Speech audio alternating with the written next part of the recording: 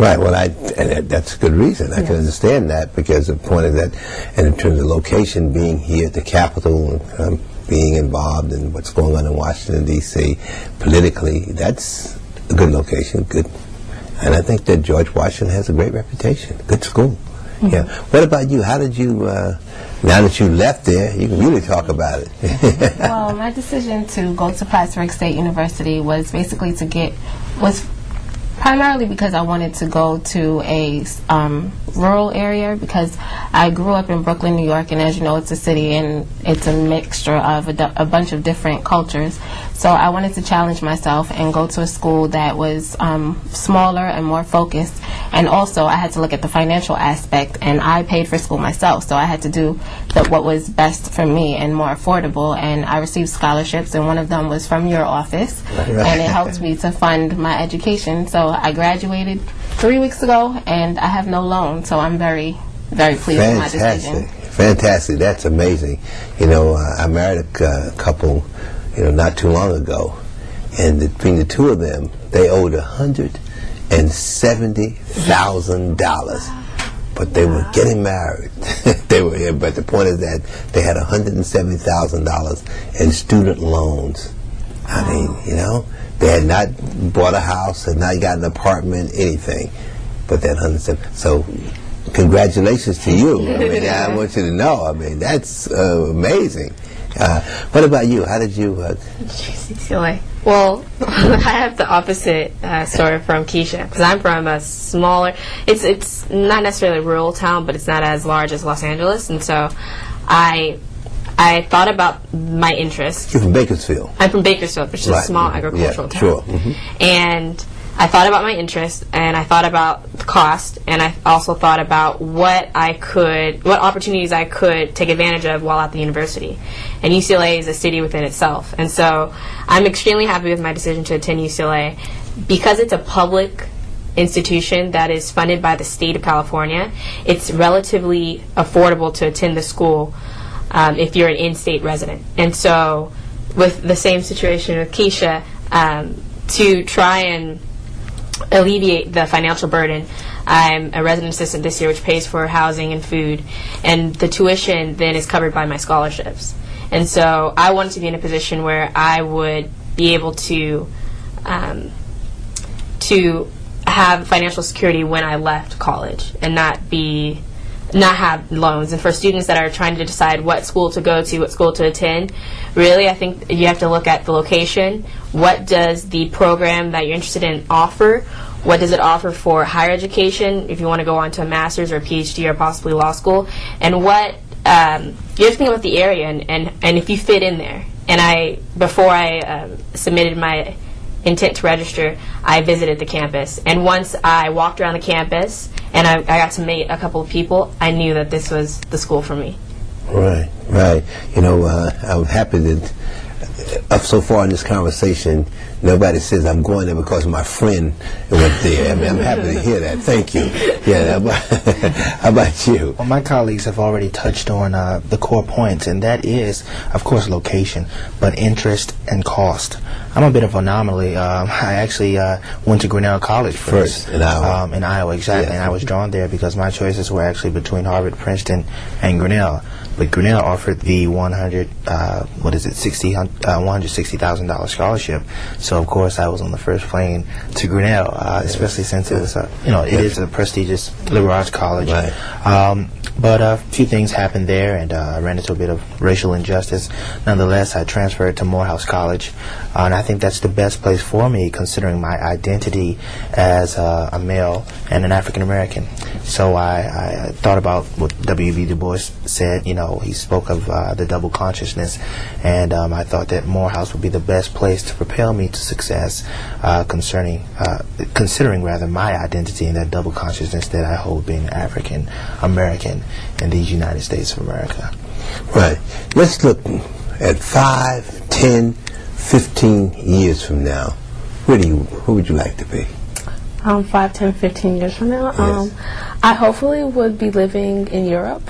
I'm really into Europe, and I want to be working for the government, hopefully as probably in foreign services or international law or some international cooperation, because I feel like the country itself and the world is moving globally, and we're eventually going to have more international government focus, maybe a European Union type of situation, being more of the international environment of how international actors interact. And I'm hope to be working for the government or some international organization, living in Europe and affecting policy for the global community as well as my home country, the United States. Right. What about you, 5, 10, 15? Well, you know, actually this thing is starting for you almost right away. You're out of school. I know. Well, in about 5 years, I hope to have finished my quest in law school.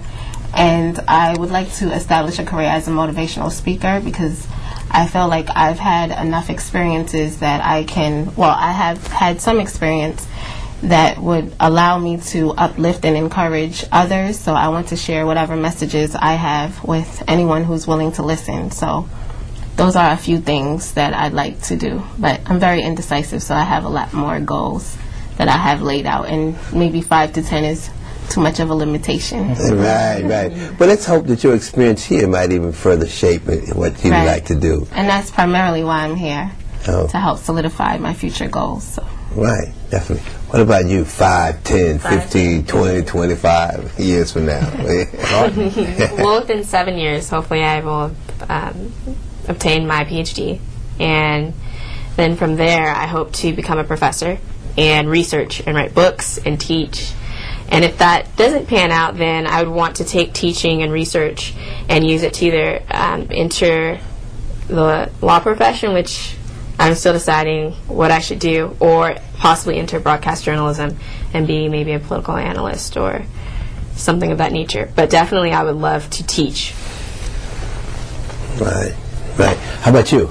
Well, I'm actually considering law school as well, so hopefully, and I know you spit out a few years, 5, 10, 15, 20 to 25. So in 5 years, hopefully I'll just be completing law school at either UPenn or Georgetown, Harvard Law, I'm not sure yet. And then hopefully I'll be going into a life of public service. I'm thinking politician, but the thing about politics, I was just discussing with my colleague here that politics is so cutthroat, which actually wanes my enthusiasm. But the thing that interests me the most is how can I most effectuate change. So if that's politics, serving as in local politics as a county executive or mayor or a governor or a legislator, congressman or senator, whatever capacity I can feel to most effectuate change. Maybe I could start my own organization of some sort or head the uninviable position of NAACP president. I don't know. That's a hard job to fill, but wherever I can fit to effectuate the most change, that's where I'll be. But I think that you have the right idea, because you first need to prepare yourself. Right. And that once you prepare yourself, then you're ready. When the door opens, you'll be able to walk through it.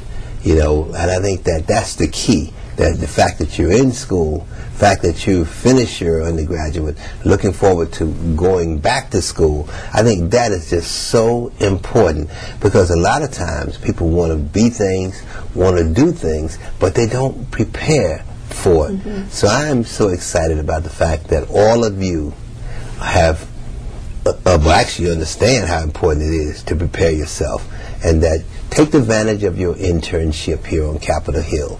Meet as many people as you possibly can. Learn as much as you can, because this experience could be a giant step in the right direction for all of you. I consider you being very fortunate to have this experience. A lot of folks would love this, but for some reason or another, they didn't have the opportunity, but you did. So I want to thank you for being on News and Views. It's been a pleasure, and I look forward to 5, 10, 15 years from now seeing you in these big, responsible positions, and I'll check you out in Europe. Thank you so much for being on News and Views. Thank you. It's a pleasure. Pleasure. Thank you. Pleasure. You have been watching Political News and Views with Congressman Ed Towns of the 10th Congressional District of New York. If you have any questions or comments regarding this program, please write care of Congressman Ed Towns, U.S. Capitol, Washington, D.C. 20515, or call 202-225-5936.